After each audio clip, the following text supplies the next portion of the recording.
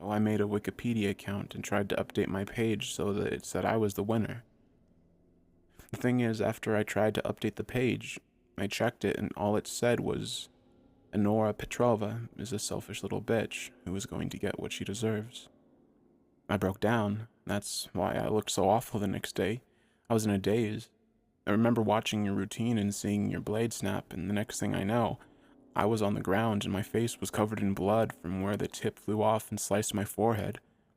And then they told me it was my fault because I had your skates in my possession earlier. Brie, I honestly didn't do anything to your skates. I wanted to win, but I wouldn't do anything to hurt you. When they told me I was banned from any further competitions, everyone said I got what I deserved. Nobody even asked me for my side of the story. I guess you heard that Sergei dropped me after that. You said I ruined him. No one would talk to me.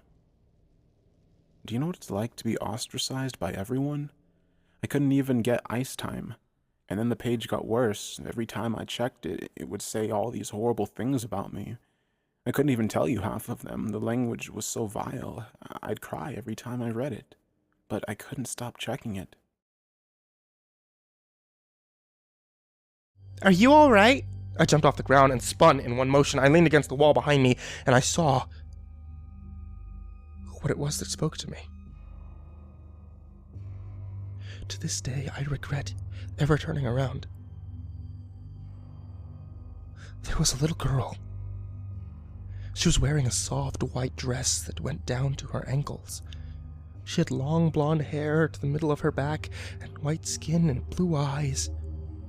She was the most frightening thing I had ever seen, and I know that nothing in my life will ever be as unnerving as what I saw in her. While looking at her, I saw something else. Where she stood, I saw what looked like a man's body, only larger than normal, and covered in hair. He was naked from head to toe, but his head was not human, and his toes were hoofs. It wasn't the devil. But at that moment, it might as well have been. As I began chopping down trees and crafting a workbench, I noticed something move against the dense fog.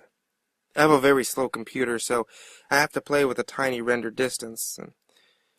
I thought it was a cow, so I pursued it, hoping to grab some hides for armor. It wasn't a cow, though. Looking back at me was another character with a default skin. But his eyes were empty.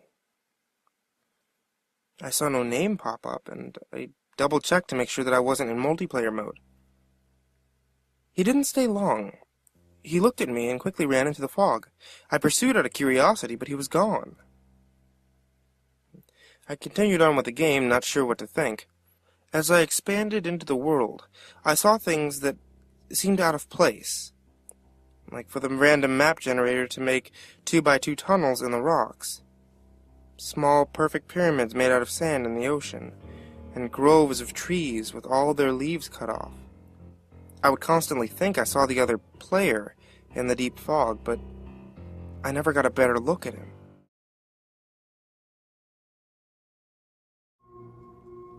Photo 1 of 14, the Collinwood Fire. This is the last known photo taken inside the Lakeview School in Collinwood, Ohio, before it was consumed by fire on March 4th of 1908, killing 172 students, 2 teachers, and 1 rescuer. The fire started when a ceiling ignited from near a steam pipe. Flames blocked escape routes, leading to a panic and a stampede that trampled a large number of victims in a stairwell, where they were cooked alive. Additional casualties were incurred when burning students jumped from a 2nd and 3rd story window. Everyone in this photo perished except for Mr. Olson, seated at the far right in the back row.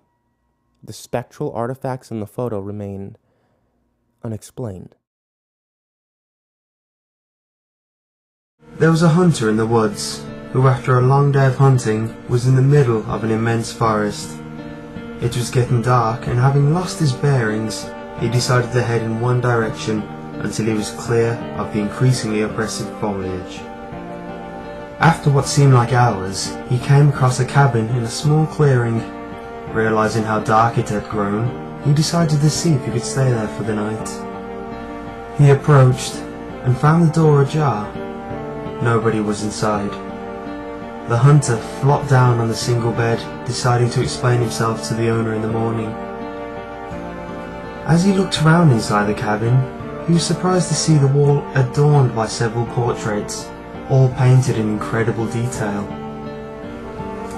Without exception, they appeared to be staring down at him, their features twisted into looks of hatred and malice.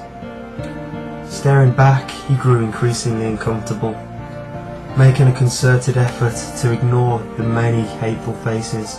He turned his face to the wall, and exhausted, he fell into a restless sleep. The next morning, the hunter awoke. He turned, blinking in the unexpected sunlight. Looking up, he discovered the cabin had no portraits, only windows. And then I saw something that vexed me so powerfully that I can now, as I record this, distinctly remember feeling dizzy, capable of only a single repeating thought. Why am I in this picture? In this photograph of the group of people entering the building, I saw myself holding hands with my mother in the very back of the crowd of people.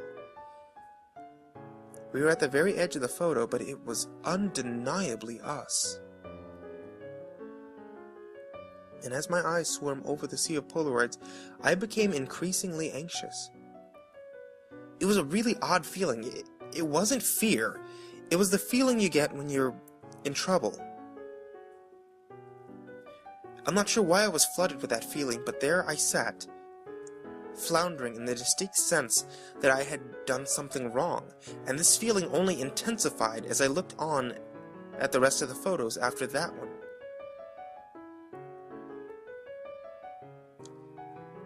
The one that had so powerfully struck me. I was in every photo.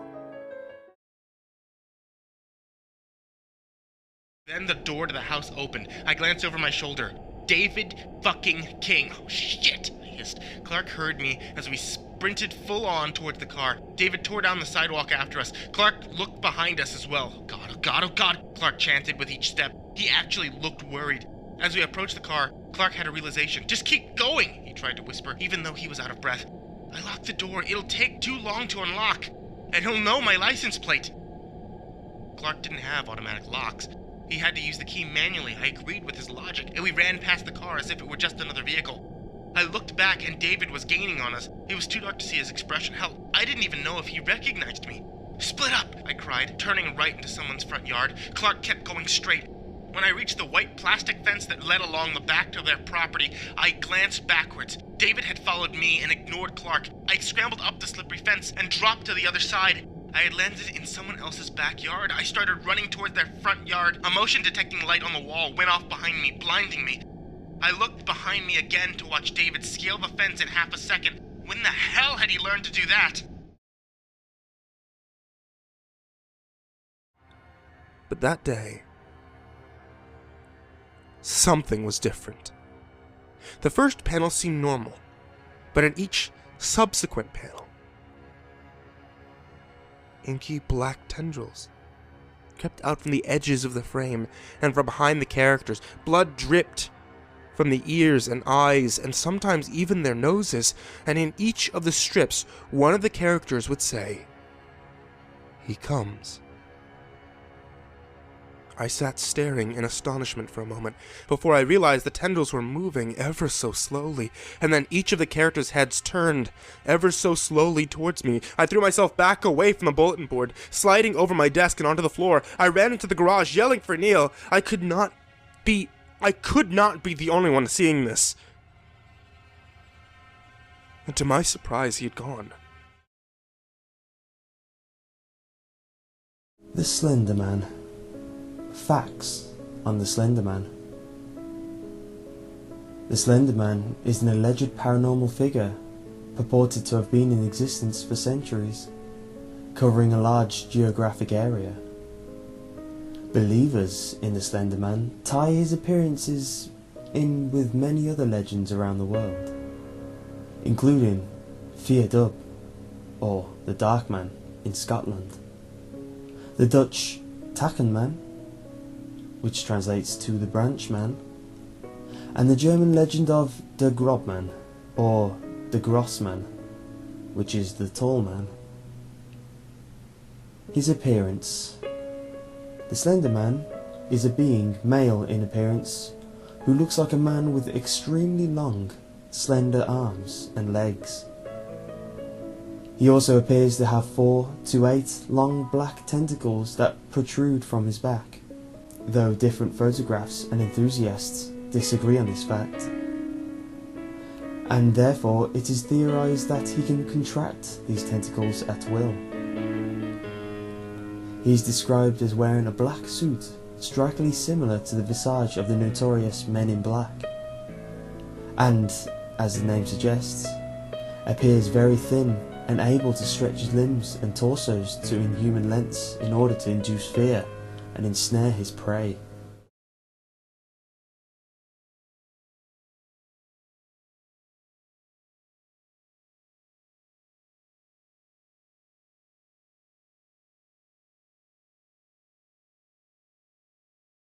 Looking down with my hyper-realistic eyes, I saw that it was covered in hyper-realistic blood.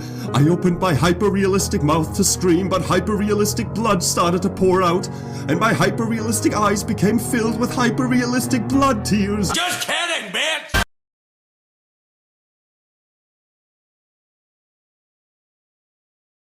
I know that the game knows about this, because after I defeated the Moon Beast, this happened.